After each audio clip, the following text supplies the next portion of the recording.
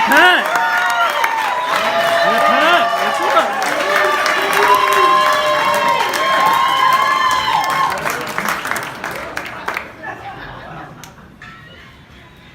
Get that microphone going. Okay, we go. How y'all doing? Thank you guys for staying after. It was a good game tonight, even though despite the loss, but we've been fighting real hard this season. Yes. And we, despite, everything that's been going on, we appreciate you guys' loyalty and support each and every night for sure. Thank you. So, I think you're the league leader in people that look at you on another team and say, I hate that guy. And then when you're on the team, man, I want to build a statue for that guy. We'll get to your career in just a second. Give us an update, how you're feeling. Had knee surgery just before Thanksgiving. Give us an update. I know it's a tedious process for you. Give us where you're at, how you're feeling. Feeling good. Been doing the treadmill. This is last month. Was looking to make a push for the playoffs. So that's good, right? That's still go for hopes, and actually just feeling good. It's truly a blessing that the rehab process now and our trainers on our staff that we've been doing each and every night has been a grind. But you appreciate it. So when you joined the team, I looked at this team now becoming like a tough, gritty squad. They had some of that last year, and now they are again. What have you seen from this team? You mentioned it a little bit earlier. They don't quit. I mean, they were down 20. It didn't look very good.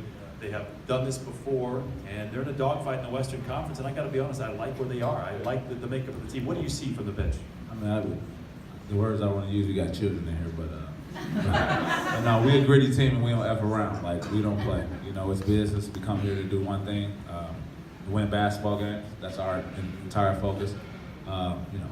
It might not be the prettiest, it might not be but we go scrap. We go fight for everything. We go dive on those balls, and I know the city appreciate this because this is a city full of hardworking people, so they appreciate it for sure.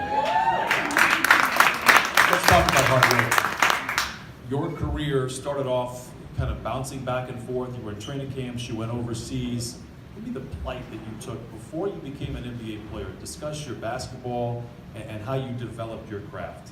Of course, I played 5 years overseas. I played with Milos Teodosic. We played on the same team. It was a grind, and I began to, you at a young age when stuff is given to you, you don't know how to accept it, or you're not fortunate mentally to be able to accept it, right? So as you get older and you go through things, you learn to appreciate more things the more you go through things. So playing overseas, out my norm for 5 years. Mom Duke, she held it down with me, day in and day out. It wasn't easy, and it's not supposed to be because nothing in life is easy.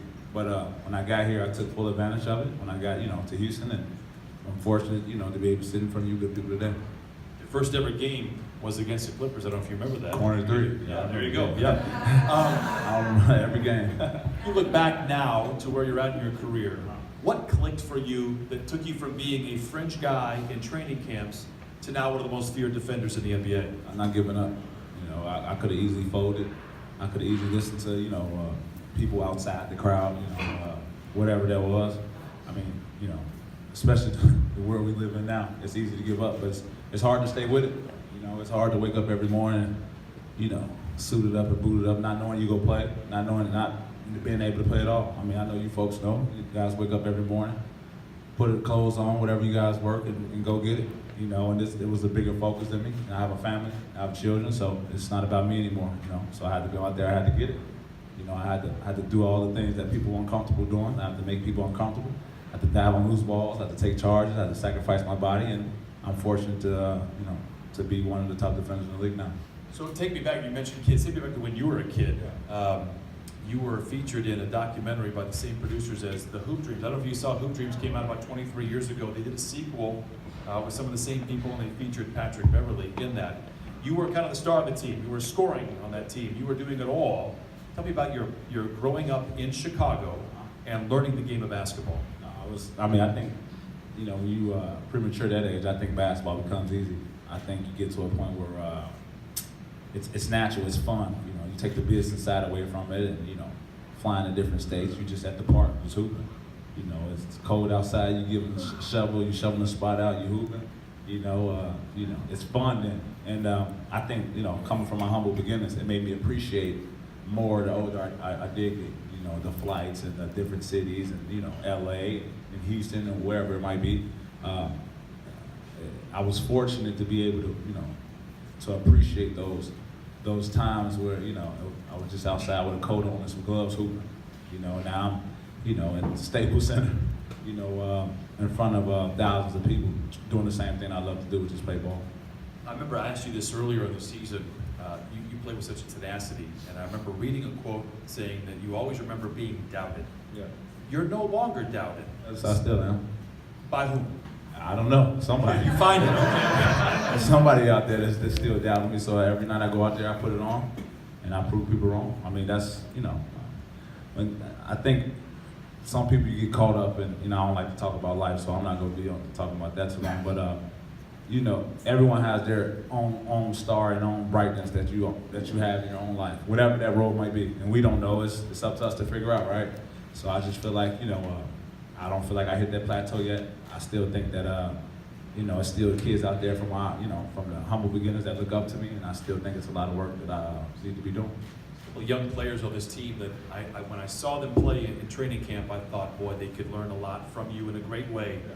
Jawan Evans, to me, seems like he could be a mini version of yourself with how tenacious he is defensively. Yeah, love him. And that's the first, when him and Sendarius came, I'm the first two I tried to, bring under my wing, and they've been great. You see Sendarius tonight, he hasn't played all season, get in tonight, gets 9 rebounds. Just the little things, Jawan's been hooping all year, he had the little injury thing, but he's been havoc all year defensively. So when you see guys like that didn't go lottery and it wasn't smooth, it was a rocky to get here, you kind of learn to respect him a little bit more. So tell me what you tell a young player, as somebody that's been in that position that was kind of ignored Go during the get drought. some Gatorade. I just keep telling man, you get out what you put in. My mom told me, son, you get out what you put in. The cream always rises to the top. So, that's a motto I live by. The harder I work, I might not see it right now. You might not see it a year from now, but over a couple years, you done made a lot of progress in your goals, and before you know, you start to hit them. Last couple of questions for me. What's it going to take? There's now 19 games remaining. Yeah. The Western Conference is as bunched up as I think it's ever been in terms of 3 to now 10. You could throw Utah and the Clippers into the tail end. If you could have one thing change or one thing to continue with this Clippers squad, what would you like to see in the final 19 games? Change. Or continue. I'll give you the option. Change. I wish we all was healthy. I would change that as well. Continue. This might be a small piece of the puzzle that, me being in this league, you kind of understand, and playing for so many years, this might be a small piece of what we have to grow through to be successful, not next year, and probably the year out, or what if it's next year, That gives the quality guys who might not play as much next year, who did play a lot, to be ready when their time has come next year. It just helps season the more of the players on the team. So, you look at the big picture. We always get caught up in tomorrow or what's next, or next 10 minutes, next hour. You get caught up in that, and you forget to look at the big picture. And the big picture is that, we're gonna be competitive this year. We're gonna try to make playoffs. We're gonna try to do what we can do there. But we get everybody back with the same mentality and with the same people. We're forced to be reckoned with, for sure. Final question for me, and then we're going to have pictures with Patrick here. They can't ask no question? I asked about that. They did not. Do we want to have questions? Yeah, we have it up to a Q&A? whatever y'all want to ask, man. We got time. I ain't got to go nowhere, right? Y'all got school. We'll have questions. Y'all got school. It's school tomorrow. No. It's So, Nah, yeah, it's cool. Okay, yeah. May not want it. when you look at this team, one thing that stood out to me, I want to know as a player, how is it handled, and how is it processed? This team has had 30 different starting lineups. For the last 6 or 7 years, they've had a set core of 5 guys they knew they could count on every single night. What has been the key for this team for thriving in the chaos? From your vantage point, what's been the key for them? I just think, not having that opportunity set from the beginning. You come to games, the doctor, he looks over to the bench, and sometimes don't know who the guys on the bench is because he has so many new players. But when you don't know when your time has been called, and you prepare to always be ready. Man, I don't know if I'm gonna play that day. This person gets hurt. Oh, you're in the starting lineup. I don't know, I haven't been playing for the last month. Okay, this person not playing well, you're in the starting lineup, So it forces you to be a professional, it forces you to be ready at all times. And we'll continue to build and with that mindset that it'll continue to help us be better in the future. All right, let's open up the questions.